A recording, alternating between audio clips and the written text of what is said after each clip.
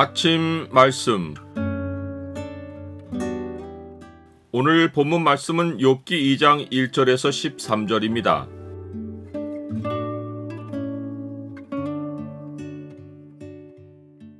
모든 상황의 주권자는 오직 하나님이시다. 오늘 본문을 죄의 창으로 보면 고난을 겪을 때 어리석은 자가 하나님께 보이는 태도가 무엇인지가 보입니다. 죄의 창을 보여주는 구절은 2장 9절입니다. 그의 아내가 그에게 이르되 당신이 그래도 자기의 온전함을 굳게 지키느냐? 하나님을 욕하고 죽으라. 또 하루는 하나님의 아들들이 와서 여호와 앞에 섭니다. 전과 같이 이때도 하나님은 목적을 가지고 그들을 불러 모아 하나님이 하실 일에 대하여 증인으로 삼으십니다. 초청받지 않은 사탄도 다시 그들 가운데 끼어들어와 여호와 앞에 섭니다. 욥을 시험할 기회를 또 얻으려는 목적입니다. 모든 것을 아시는 하나님이 이번에도 사탄이 온 것을 용납하신 것은 욥을 시험하는 도구로 그를 다시 사용하려 하셨기 때문입니다. 사탄은 자기 지위를 지키지 않고 처소를 떠나 자기 생각과 길을 따르기에 여호와 하나님이 내가 어디서 왔느냐라고 물으신 것은 타당한 질문입니다.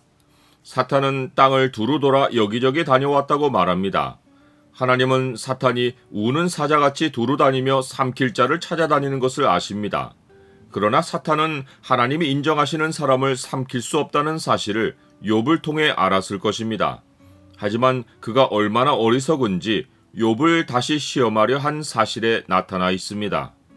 사탄은 지난번처럼 하나님을 충동하면 욥을 시험할 기회를 다시 가질 것으로 생각하고 천사들의 모임에 끼어들었습니다.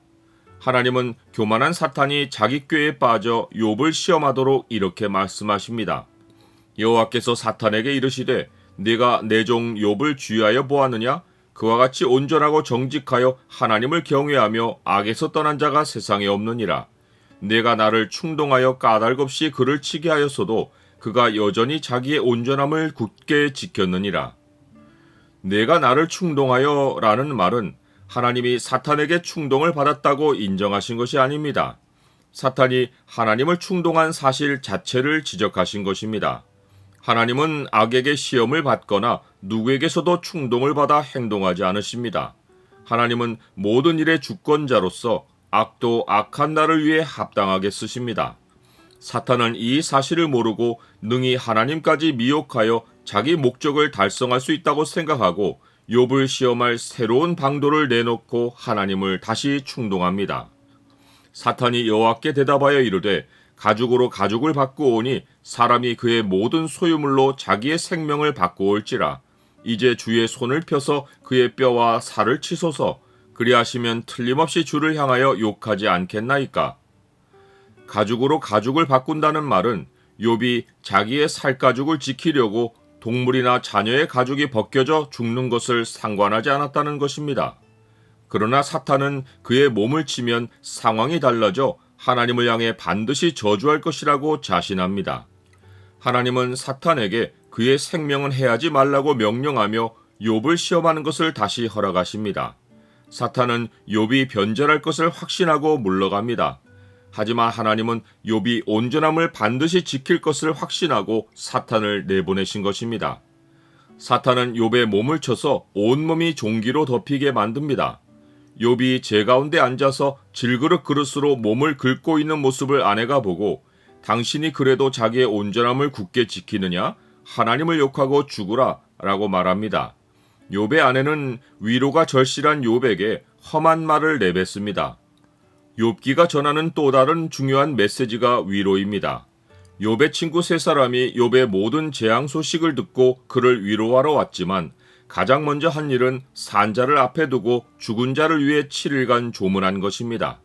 그 후 그들은 자기들의 지혜로 욥의 고난의 원인을 파헤치고 없는 죄도 추정으로 만들어서 욥이 그런 재난을 당하기에 마땅한 죄인이라고 정죄합니다. 나는 위로가 필요한 자에게 나의 판단으로 비난을 퍼부은 적은 없습니까? 욥은 아내의 험한 비난에 화를 내기보다 입술로 죄를 범하기를 경계합니다. 그가 이르되 그대의 말이 한 어리석은 여자의 말 같도다. 우리가 하나님께 복을 받았은즉 화도 받지 아니하겠느냐 하고 이 모든 일에 욥이 입술로 범죄하지 아니하니라. 어리석은 자는 하나님을 오직 복과 연결합니다. 하나님은 좋은 일만 해주셔야 합니다. 나쁜 일이 생기면 하나님의 존재조차 의심합니다. 또 다른 어리석음의 표시는 하나님이 속을 들여다보신다고 생각하지 않고 겉으로만 경건을 유지하는 것입니다.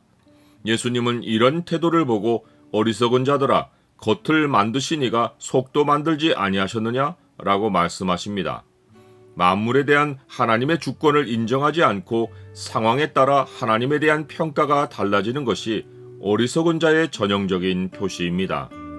나는 빛도 짓고 어둠도 창조하며 나는 평안도 짓고 환난도 창조하나니 나는 여호와라. 이 모든 일들을 행하는 자니라 하였노라.